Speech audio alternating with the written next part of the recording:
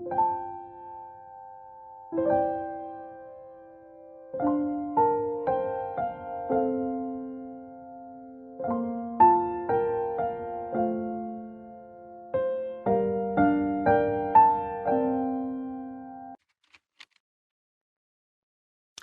오늘은 여러분들과 온유한 자의 복이라는 제목으로 말씀을 나누고자 합니다.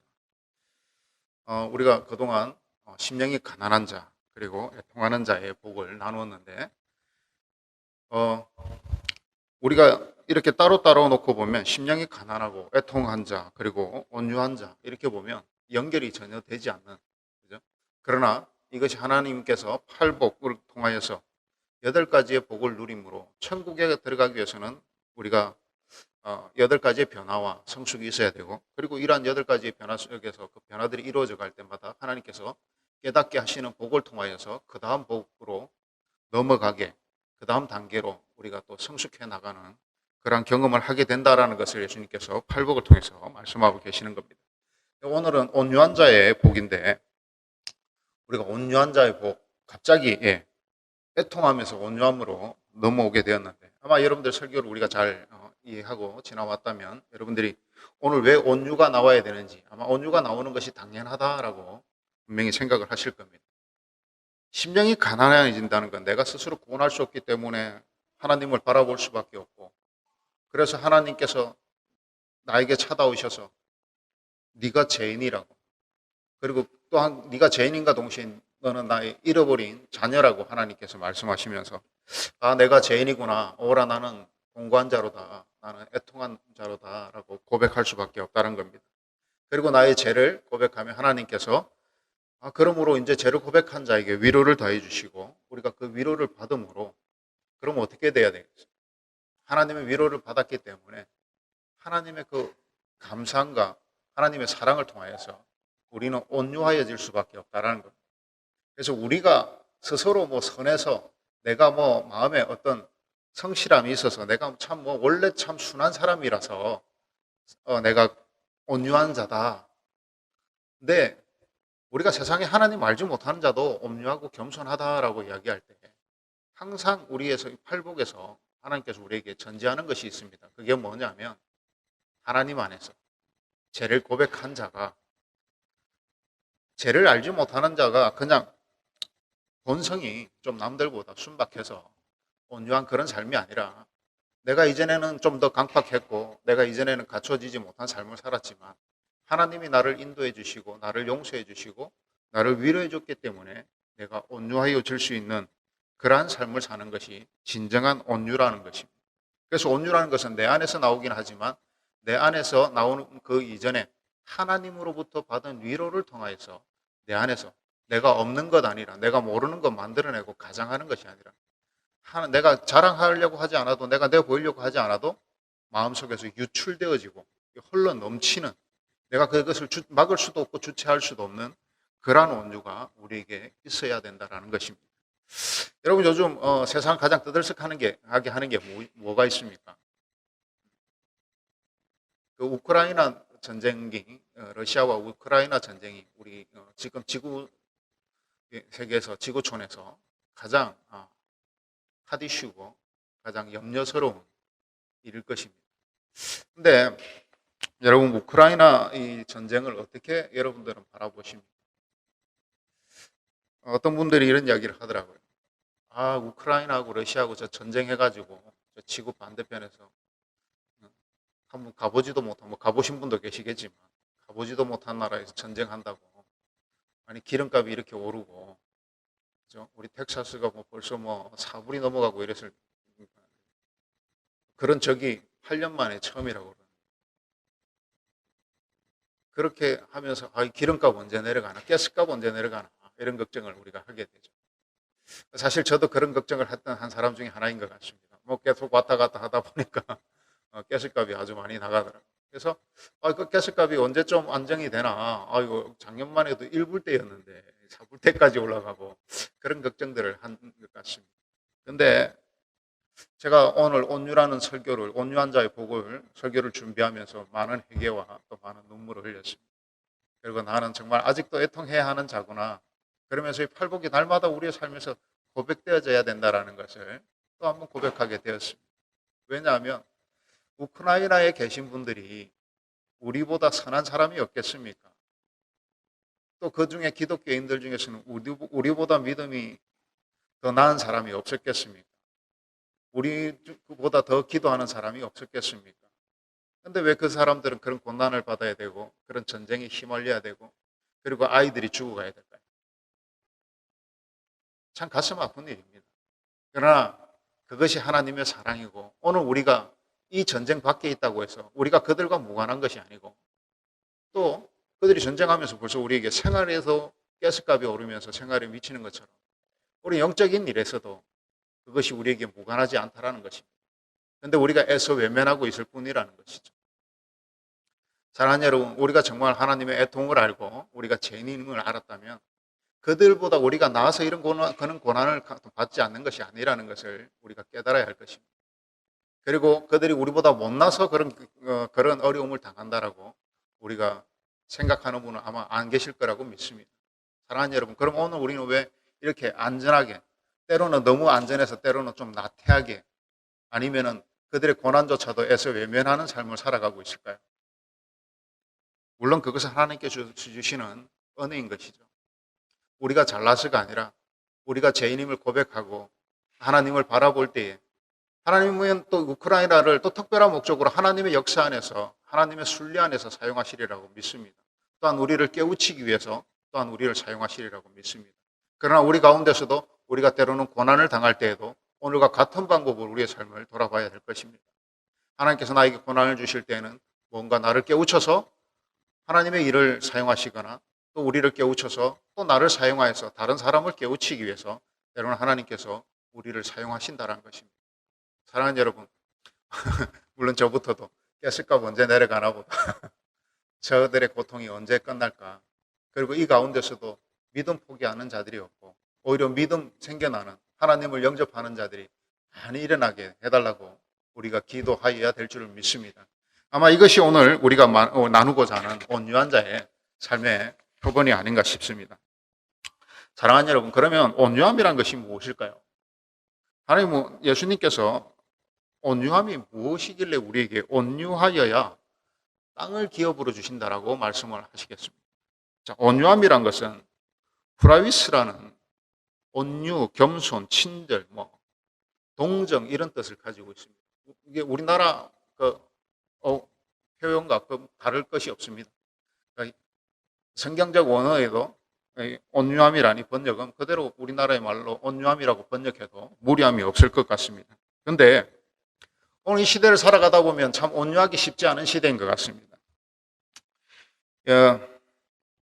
오늘 이 시대가 참 온유하기 힘든 시대죠.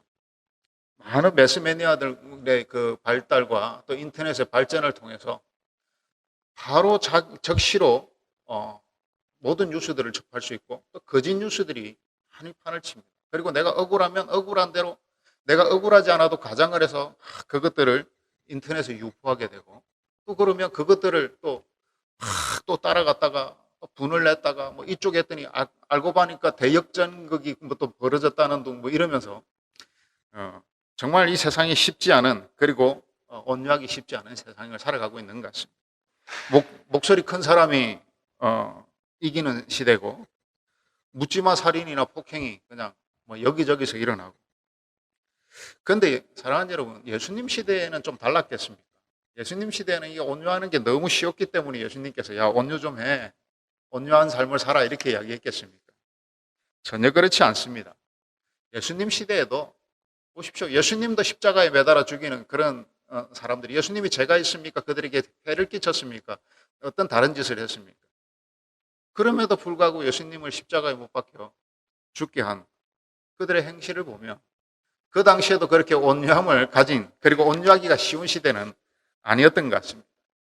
오늘 이 시대에 우리가 온유함을 지키며 살아갈 수 있는 거 그렇게 쉬운 것 아님이란 걸 우리가 잘 알고 있습니다. 그 시대를 막론하고 어떤 사람들은 이렇게 이야기합니다. 내가 시대를 잘못 타고 나서 이 시대에 내가 태어나지 않았으면 아니면 다음 세상에 태어났으면 내가 참 대우를 받고 아니면 내가 능력을 발휘하고 살아갈 건데, 사랑하는 여러분, 그런 시대는 없습니다. 우리가 상황과 시대를 우리가 핑계한다고 하지만 어느 시대나 쉬운 시대는 없었다는 것입니다. 오늘 그 시대를 살아가는 여러분, 어떻게 보면 오늘 내가 살아가는 그 시대가 가장 쉬운 시대라고 사실 생각하는 것이 좋습니다. 왜냐하면 이 시대는 적어도 내가 알고 있는 시대지 않습니까? 과거로 돌아가든지 미래로 간다면 우리가 어떤 세대도 그렇게 쉬운 세대는 없고 어떤 세대도 마음 놓고 그냥 온유가 보장되어지는 시대는 어떤 때도 없었다라는 것입니다. 인터넷을 보면 뭐 현피라는 단어가 있어요. 난 그냥 현피가 뭔가 그랬어. 그래서 현피를 난 생각으로 그냥 이렇게 했어요. 현실 도피인가 보다. 근데 이거 그 전혀 다른 의미더라고요. 인터넷에서 온라인 게임을 하다가 온라인 게이머가, 플레이어가 오프라인에서 현실의 플레이어들끼리 킬하는 플레이어인가 뭐 그래. 온라인에서 싸움이 붙은 게 현실에 어디서 만나자 그래서 진짜로 붙어서 싸우는 게 현피라고. 그래서 참 줄임말은 정말 어렵다. 따라잡기가 힘들구나. 그런 생각을 하게 되었는데. 사랑하는 여러분, 우리가 인간적으로 오래 참으려고 하면 한계가 있습니다. 하나님이 우리가 오늘 하나님이 주시는 용서와 하나님이 주시는 위로를 근거하지 않고는 우리가 정말 온유하여지고 정말 겸손하여지고 정말 하나님 앞에 순종하는 삶은 쉽지 않다는 것입니다. 사랑하는 여러분, 세상 살아가면서 참 온유할 일 많지 않죠.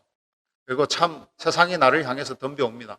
운전을 할 때도 나는 운전하고 잘 가는데 반대편에서 막 넘어온다든지 아니면 나를 확 칼치기 하고 넘어간다든지 그럴 때마다 운전대 잡은 손이 막 부들부들 때리면서 야이씨 이렇게 되는 순간들이 때로는 있을 수 있다는 겁니다. 그러나 사랑하는 여러분, 지난주에도 나눈 것처럼 원통해 하지 마시고 애통해 하시고 하나님께 맡기시기를 간절히 부탁을 드립니다. 시편 54편 5절에 하나님께서는 이렇게 말씀하십니다. 저자를 통하여 이렇게 말씀하게 하십니다. 주께서 내 원수에게 악으로 갚으시리니 주의 성실하심으로 그들을 멸하소서. 내가 하는 것이 아니라 내 억울함이 있어도 하나님께서 보응하신다는 겁니다. 사랑하는 여러분, 어떠한 방법으로든 내가 하나님의 방법보다 내 방법이 더 옳을 수는 없습니다. 하나님의 방법보다 내 방법이 더 완전할 수 없습니다. 사랑하는 여러분, 내가 온유하기 힘들 때 하나님께 기도하십시오. 그러면 하나님께서 여러분들의 그 어려움들을 또한 여러분의 억울함들을 하나님께서 또 붙들어 주실 줄을 믿습니다. 오늘 여러분들이 갚으면 갚을수록 어디까지 갚아요? 내가 힘으로 갚기 시작하면 결국은 가야 되는 건 감옥밖에 없어요. 그러나 하나님께 맡기면 하나님께서도 나를 온유하게 만드시고 그것도 가장 완전한 방법으로 하나님께서 그 문제를 해결해 주신다는 것입니다. 근데 이제 잘 알겠습니다. 온유라는 것이 그런 것. 하나님이 우리가 애통해 하면 하나님 위로를 주시기 때문에 우리가 온유하여지고 하나님 위로해 주시니까 하나님이 책임져 주시니까 우리가 온유해야 된다는 것. 그거 잘 알겠습니다. 근데 참 이상합니다. 온유하면 왜 땅을 기업으로 주신다는 걸까요? 잘 된 것 같습니다. 이제 우리는 그러면 이제 온유해지는 거. 한국이 집 사기가 너무 힘들지 않습니까? 여기서 돌아가실 분도 있고 안 돌아가실 계속 계실 분도 있으신지 모르겠지만 한국이 너무 집값이 비싸요. 기왕이면 너무 온유의 극치를 달려가지고 강남에 그냥 집 하나 주셨으면 좋겠다. 하나님 온유하면 땅을 주신다니까. 땅값은 얼마나 비싼 세상이에요. 집 주시고 땅 주시겠네. 근데 우리가 온유해봤는데 집도 안 생기고 아직 땅도 안 생겨요. 어떤 분들이 인터넷에 제가 보니까 지금 현 대통령 은퇴하면서 또 뭐라고 이제 은퇴 보고인가 이렇게 해서 퇴임 보고인가 이랬더니 그래서 어떤 분이 댓글을 달았는데 이렇게 달았더라고요. 많은 분들이 어떤 분이 아주 많은 분들이 가장 많이 단 게 이런 거더라고요. 대통령님 감사합니다. 집 가져야 된다는 욕심을 안 부려도 되는 세상을 만들어 주셔서 감사합니다. 모르겠습니다. 난 정치적으로 이야기하고 싶지는 않습니다. 아무튼 그런 댓글이 가장 많이 달려있는. 그러니까 세대를 말하는 거죠. 집 가지기에 그만큼 힘든 세상이 되었고 집값이 너무 올라갔다는 거예요. 그래서 일반적으로 집 가지고 산다는 여러분들 특히 세대에 집 가지고 산다는 거 참 쉽지 않은 시대인 거죠. 근데 온유하면 땅을 기업으로 주신다. 참 이 말이 무슨 말일까? 많은 분들이 이렇게 이야기합니다. 하나님께서 온유한 자에게 땅을 기업으로 주신다는 것은 천국 복음이니까 천국을 주시는 거야. 이 땅에서 못 누리지만 영원히 할 곳에 하나님께서 천국에 소망을 주시고 천국에 여러분 우리가 거할 곳을 만들러 가신다고 그랬으니까 그 거할 곳을 하나님께서 우리에게 주신다라는 거야. 과연 예수님의 복음이 그 정도일까요? 많은 분들이 그렇게 이 본문을 해석을 합니다. 근데 제가 기도하다가 이 기업이라는 것에 제가 예전에 많이 공부했던 그 부분들이 생각나면서 이 본문이 그 말씀이구나라는 걸 깨닫게 되었는데 무엇이냐면 여러분 기업이라는 거는 뭐 컴퍼니 뭐 이런 회사를 말하는 게 아니에요. 기업이라는 거는 입을 좀 풀고 클레로노메오예요. 이 발음이 힘든데 이게 무슨 뜻이냐면 상속받다, 상속하다라는 뜻이에요. 그러니까 땅을 상속해 준다는 거예요. 이 상속이라는 이 기업이라는 단어에 큰 의미가 있습니다. 레위기 25장 23절을 한번 읽겠습니다. 토지를 영영히 팔지 말 것은 토지는 다 내 것임이라. 너희는 나그네요 우고하는 자로서 나와 함께 있느니라. 이스라엘에 지금 제가 마태복음은 누가 뭐라고 그랬습니까? 마태가 유대인들에게 하는 거예요. 그러니까 유대 전통을 아주 잘하는 사람이 유대 전통에 있는 유대인들에게 말씀을 전하는 겁니다. 예수님이 누구이신지를. 그러니까 바로 기업에 대해서 이야기하는 거예요. 너희들 기업 알지? 우리가 상속받잖아. 그게 뭐야? 자, 우리가 지금 이제 출애굽기를 저번 시간에 우리가 성경 공부에서 했는데, 출애굽기에서 이제 여호수아서로 들어갈 때, 출애굽을 해서 가나안으로 들어갈 때, 이제 미리 땅을 다 분배를 해요. 그래서 이제 거기 가서 맡은 땅을 자기들이 전쟁을 해서 이제 뺏는 거죠. 그리고 이제 그 땅을 하나님이 그들에게 이제 분배를 해 주셨고, 그 땅을 이제 받았으면 그 땅은 팔 수 없는 거예요. 땅의 주인이 하나님이기 때문에 유대인 그 전통에서는 땅은 돈으로 사고 파는 게 아니에요. 부모로부터 유산받고 또 그 자녀로 유산되어지는, 기업되어지는 이게 땅의 개념이에요. 그런데 이 땅을 또 돈이 없을 때는 돈 많은 사람에게 팔 수도 있어요. 그런데 돈이 있으면 갚아야 되고 또 자기가 갚을 능력이 없는데 친척이 돈이 있으면 친척이 그 돈을 갚아주든지, 그래도 돈이 없으면 안식년 7년째가 되면 그에게 땅을 돌려줘야 돼요. 그래서 땅을 팔더라도 영원한 소유의 개념은 없어요. 안식년이 되면 그 땅은 다시 그 돈의 계산을 가치를 해서 남은 날을 갚아 나가든지 아니면 아예 그것도 안 되면 안식년까지 기다려서 그 안식년에, 그래서 돈을 빌리고 받을 때는 안식년을 기준으로 얼마씩을 이제 받겠죠. 우리가 뭐 전세, 월세 뭐 하고 하듯이. 그래서 이 이스라엘에서는 이 땅이 파는 개념이 아니라 유산되어지는 거고 부모가 자식에게 내려가는 겁니다. 자, 그러므로 다시 한번 보면 온유한 자에게 복이 있나니 하나님께서 땅을 기업으로 주신다는 건 무엇이냐면 천국은 물론 포함이 되는 거예요. 하지만 또한 이 땅에서의 소망도 그 땅의 개념에 포함이 되는 겁니다. 그러나 가장 중요한 것은 우리가 하나님 앞에 가서 천국에 가서 그 하나님이 거할 곳을 주는 그 땅이 아니라, 자, 여기에서 기업의 개념이 중요한데 하나님께서는 우리에게 뭐라고 말씀하셨습니까? 너희는 왕 같은 제사장이다 라고 말씀하셨죠. 우리 제사장들은 레위 지파입니다. 레위 지파에게 하나님이 어떻게 하셨냐면 신명기 10장 9절에 보면 이렇게 기록합니다. 신명기 10장 9절에 그러므로 레위는 그의 형제 중에 분깃이 없으며 기업이 없고 내 하나님 여호와께서 그에게 말씀하심 같이 여호와가 그의 기업이시니라. 뭐라고요? 레위 지파는 땅을 주시지 않았어요. 아니, 조금 먹고 살 만큼의 땅은 주셨어요. 그런데 어떤 지역을 분배해 준 것은 아니었어요. 그러므로 하나님께서 너에게는 레위 사람들에게는 분깃도 없고 기업도 없겠지만 나 여호와가 너희의 분깃이 되겠다, 너희의 기업이 되겠다라고 이렇게 말씀을 하시는 거예요. 자, 오늘 우리는 왕 같은 제사장의 삶을 살아가고 있습니다. 우리가 이스라엘의 땅을 유전적으로 육신적으로 땅의 기업을 받지는 않았지만 우리가 하나님의 영적 아들 됨으로써 우리에게 하나님이 뭐라고 말씀하시냐면 내가 너의 기업이라고 말씀하시는 거예요. 내가 너의 땅이라는 거예요.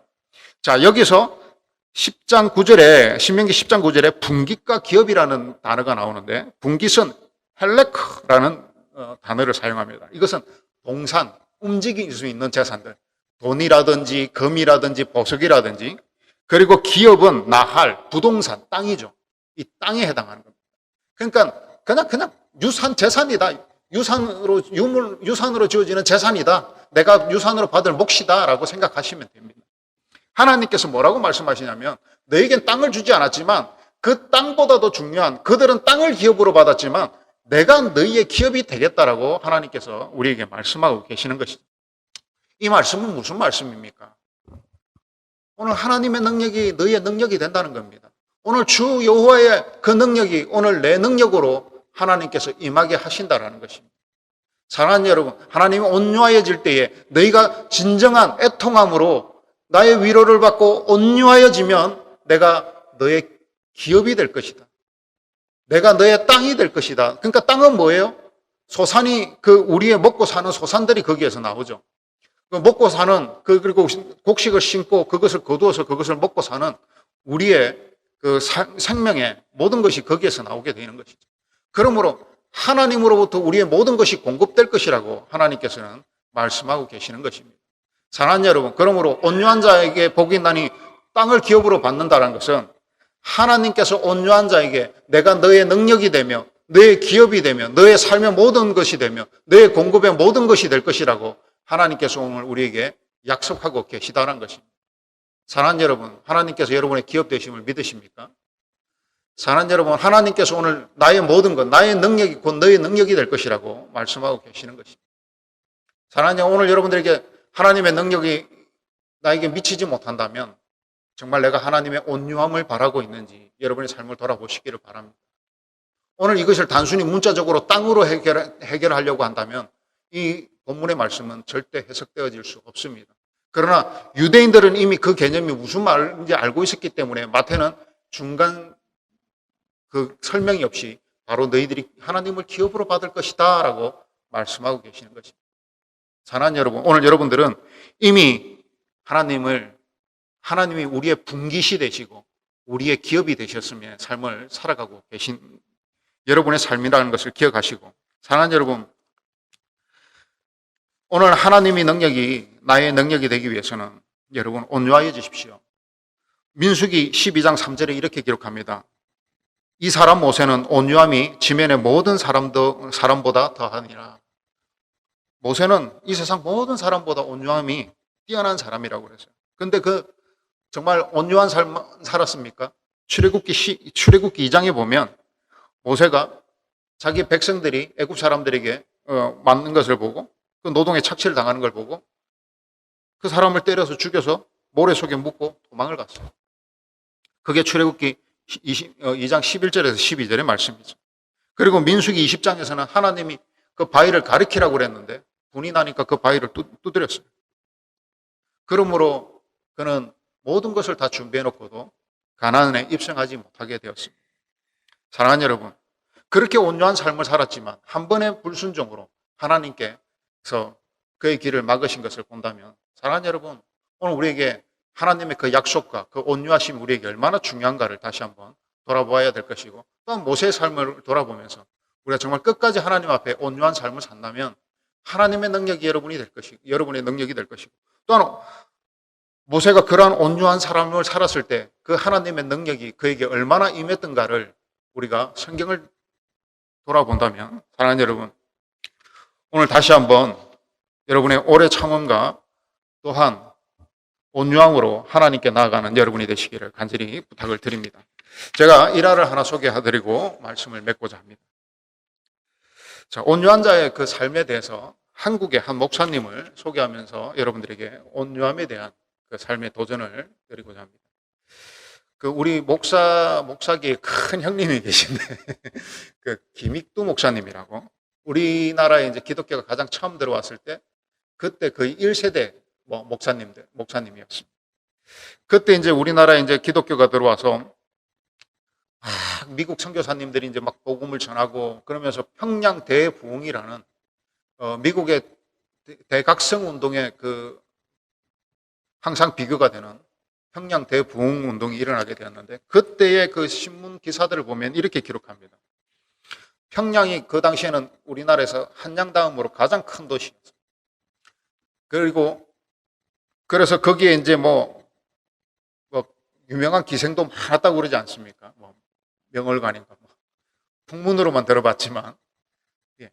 그래서 이 평양이 아주 발달한 곳이었고 그래서 시장도 아주 크고 그 도시도 컸는데 이 평양 그 대부흥 기간에 낮에 시장에 나가 보면 사람을 쳐다볼 수가 없었다고 그래요. 왜냐하면 부흥 사경회에 참석한다고 전부 다 그 교회 가가지고 길거리에 사람을 쳐다볼 수가 없었다 이렇게 기록이 될 정도로 큰 대부흥이 일어났습니다. 그때 이제 이 김익두란 목사님이 어린 시절에 이제 아주 부잣집에서 태어났는데 아버지가 일찍 죽고는 그 큰 집, 큰 부자로 아들로 살다가 이제 절망이 되니까 막 이제 나쁜 짓을 하고 다른 사람들을 때리고 막 이제 막 울분이 쌓이니까 막 누구를 때리고 이러다 보니까 평양 제1의 깡패가 되었어요. 그래서 어떤 사람은 일설에 의하면 시장에 나갈 때 김익두 저놈 좀 안 만나게 해달라고 고사까지 지낼 정도로 그 김익두라는 분이 그렇게 무서운 사람이었다고 합니다. 그런데 어느 날 평양 시내에 장례식 부고장이 이렇게 붙었다고 합니다. 장례식에 참석하세요. 모을 모시에 김익두가 죽었습니다. 모을 모시 어느 장소로 오십시오 이러니까 사람들이 김익두 죽은 게 마음이 너무 안타까워서가 아니라 김익두 저놈 진짜 죽었나 안 죽었나 그거 보려고 그리고 그 나쁜 놈 죽은 꼴 좀 보자 그러고 이제 사람들이 모인 거예요. 그리고 이제 시간이 되어서 이제 장례식을 이제 시작을 하는데 건장한 김익두가 이렇게 탁 걸어 나오면서 사람들을 탁 쳐다보는 거예요. 사람들이 혼비백산해가지고 아니 죽었다는 김익두를 구경하기 위해서 왔는데 살아있는 김익두가 온 거예요. 그런데 김익두가 이렇게 이야기합니다. 이제 이전의 김익두는 죽었고 나는 예수 그리스도와 함께 다시 산 김익두입니다. 그 김익두가 여기에 있습니다. 이렇게 이야기를 했다고. 그래서 사람들이 이제 긴가민가 하고 있다가 김익두가 이제 진짜 변했나 싶어서 평양에 이제 그 시장, 가장 큰 시장에 이제 나와서 걸어갈 때 사람들이 물을 잘못 뿌린 척하고 물을 껴안고 그랬대요. 그러니까 김익두 이렇게 이야기를 합니다. 아, 참 시원하네. 안 그래도 날씨도 덥고 해서 좀, 뭐 시원한 게 없었나 그랬는데 아 시원하네 그러고 지나갔다고 그럽니다. 그 사람들이 이제 입에 소문을 타고 아 정말 김익두가 변했구나. 그래서 이 김익두 목사님이 1950년 6.25가 일어난 때죠. 1950년 11월 한국 전쟁이 일어나고 나서 5개월 뒤에 인민군에 의해서 순교당할 때까지 1만 명을 하나님께로 인도하고 전도가 아니라 하나님께로 1만 명을 인도를 해서 하나님을 믿게 하고 그리고 한국의 무디라는 별명을 얻고 그렇게 세상을 떠나셨는데 그런 평가를 받으셨어요. 근데 여러분들이 아마 김익두 목사님 잘 몰라도 아마 산정형교회 주기철 목사님은 잘 아실 거예요. 저 높은 곳을 향하여 그 영화의 주인공이시고 우리나라 그 순교의 아주 대표적인 이분도 한때는 청년 때 미지근한 신앙을 가지고 살다가 김익두 목사님의 설교를 듣고 이 사람이 변해서 그 순교의 길을 가는 목사님이 되었는데 이 김익두 목사님도 결국은 목사가 되어서 순교의 길을 1950년 11월까지 1만 명을 하나님께로 인도하고 순교를 하셨는데 이분의 가장 유명한 일화가 이런 겁니다. 이 김익두 목사님이 어느 날 이제 전도사 시절에 그 교인 중에 아픈 분이 있다고 그러니까 산을 넘어서 신방을 가는데 무덤가를 이렇게 지나가는데 술 취한 사람이 계속 따라오면서 시비를 걸고 뒤통수도 때리고 다리도 뒷다리 걸어갖고 넘어뜨리려고 그러고 그러니까 이 김익두 목사님이 그냥 계속 도망가니까 그러니까 계속 쫓아오면서 또 시비를 거는 겁니다. 그래갖고 결국 붙잡혀갖고 아주 모지게 주먹 다짐을 받았는데 아주 그냥 흠뻑 이제 두드려 맞고는 너 어디서 왔냐니까 평양에서 왔다니까 평양 어디서 왔다니까 너 김익두 혹시 아냐 그런 거야. 그래서 잘 알지요 그러니까 네가 어떻게 알아 그러니까 제가 바로 그 김익두입니다 이렇게 하니까 이제 술주정꾼이 갑자기 바닥에 넓적 엎드리더니 한 번만 살려달라고 막 비니까 김익두 목사님이 끌끌끌 웃으면서 아주 유명한 말을 남겼습니다. 그 말이 무슨 말이냐면 저도 이런 말을 한 번씩 써먹었는데 예수는 내가 믿었는데 은혜는 네가 다 받았네. 그랬다고 이야기를 합니다. 그러니까 옛날 김육도 같았으면 그냥 뭐 뼈도 못 추리게 두드려 폈을 건데 내가 내 예수를 믿으니까 네가 복은 네가 다 받았구나. 네가 그러고도 살아남았네 이러면서 예수는 내가 믿었는데 복은 네가 다 받았네 이런 아주 유명한 이야기를 남겼습니다. 그렇습니다. 사랑하는 여러분, 오늘 김묵도 목사님을 바라보면서 온유한 자의 모습이 그런 거 아니겠습니까? 내가 성품은 처음에는 갖고 태어나지 않았지만 내가 하나님을 믿음으로 하나님이 주시는 그 온유함을 나의 삶에 전하게 되고 이 목사님의 그 말이 저의 심금을 울리게 된 게 뭐냐면 제가 이 온유함의 설교에 김육도 목사님을 생각하다 보니까 아, 온유함이 그런 거 아니겠는가. 내가 하나님을 믿었는데 나를 통해서 다른 사람이 복받게 하는 것, 다른 사람이 하나님을 알게 하는 것, 다른 사람이 하나님의 은혜를 누리게 하는 것, 이것이 우리의 온유함의 결과가 아니겠냐는 것입니다. 사랑하는 여러분, 오늘 내가 예수를 믿었는데 내 억울한 문제, 내 해결되지 않는 문제, 다른 사람 때문에 내가 고민하는 문제들, 그것 때문에 내가 그거 갚아야 되고 그거 갚아야 되고 늘 그런 걸로 고민하고 살아가고 있지는 않습니까? 아니면 좀 인종차별 당했으므로 내가 고통당하고 내가 저거 어떻게 하면 좀 다음에 만나면 갚아줄까 그런 고민하고 살아가지는 않습니까? 사랑하는 여러분, 오늘 성경에서 온유함이라는 것은 내가 예수를 믿었는데 다른 사람이 은혜 받는 겁니다. 다른 사람이 용서함 받는 겁니다. 다른 사람이 하나님의 사랑을 누리는 겁니다. 그럴 때 하나님께서 나를 의롭다 해주시고 나를 네가 귀하다 해주시고 내가 너의 기업이며 내가 너의 유산이라고 내가 너의 분깃이라고 하나님께서 말씀하시는 것입니다. 사랑하는 여러분, 오늘 예수를 믿으면서 나는 온유를 이야기하지만 하나도 그전의 삶과 바뀐 삶이 없으시다면 아니면 조금 바뀐 것 같은데 원론적으로 바뀐 것이 없다면 사랑하는 여러분, 오늘 김욱기 목사님을 바라보면서 사랑하는 여러분, 내가 예수 믿었으면 나보다도 남이 복을 받을 때 하나님께서 그것을 복으로 의로 여겨주시고 나에게 복 주신다는 것을 기억하시기를 바랍니다. 그래서 내가 예수 믿은 것이 오히려 남에게 복이 돼요. 나를 통하여. 그래서 하나님께서 아브라함에 그렇게 말씀하시지 않습니까? 너와 함께하는 모든 자에게 내가 그들에게 복 주겠노라고. 너는 복의 근원이 될 것이라고. 너를 통하여 복을 받게 하실 것이라고. 이것이 하나님이 온유한 자를 정하여서 하나님이 우리 기업 되시고 우리의 분깃 되셔서 내가 하나님의 능력을 누리고 하나님의 능력 안에서 우리가 하나님의 능력이 나의 것이라면 우리가 주저할 것이 무엇이 있겠습니까? 우리가 어디 가서 기죽고 꿀릴 것이 뭐가 있겠습니까? 여러분 어깨를 펴시고 당당하게 살아가십시오. 하나님이 여러분의 분기시고 기업이고 하나님이 여러분 유산이시고 하나님의 능력이 여러분의 능력이라는 것을 여러분 깨달으셨다면 그 진정으로 그것을 소유하고 천국을 소유하고 하나님의 능력을 소유한 사람이라면 사랑하는 여러분 오늘부터 승리하시는 삶을 사시기를 바랍니다. 세상의 그 조그만 것에 연연하지 말고 하나님께서 나와 함께 하심으로 내가 하나님의 복을 누렸으므로 나를 통하여 다른 사람이 복을 받고 내가 복의 근원이 되었다는 것. 하나님이 나의 복이 되셨으므로 내가 복의 근원이 되는 것이 당연한 것 아니겠습니까? 그것은 아브라함만이 누리는 것이 아닙니다. 오늘 우리 한 사람 한 사람에게 이미 주신 것이고 이미 소유한 것인데 나는 늘 남의 것을 바라봅니다. 나는 금수저를 가졌고 나는 다이아몬드 수저를 가졌는데 흙수저가 조금 잘 되는 것 보면서 그거 부러워하는 삶과 무엇이 다른 것이 있습니까? 사랑하는 여러분, 세상의 주권자의 능력이 오늘 내 안에 있고 나와 함께 한다는 것. 여러분, 오늘 넘치는 감격이, 넘치는 용기가, 넘친 듯 샘솟는 그 하나님의 능력이 오늘 여러분한테 용수숨치시기를 간절히 부탁을 드리면서 신명기 10장 9절을 한 번 더 여러분들에게 읽어드리고 말씀을 맺고자 합니다. 그러므로 레이는 그의 형제 중에 분깃이 없으며 기업이 없고 내 하나님 여호와께서 그에게 말씀하신 같이 여호와가 그의 기업이시니라. 아멘. 기도하겠습니다.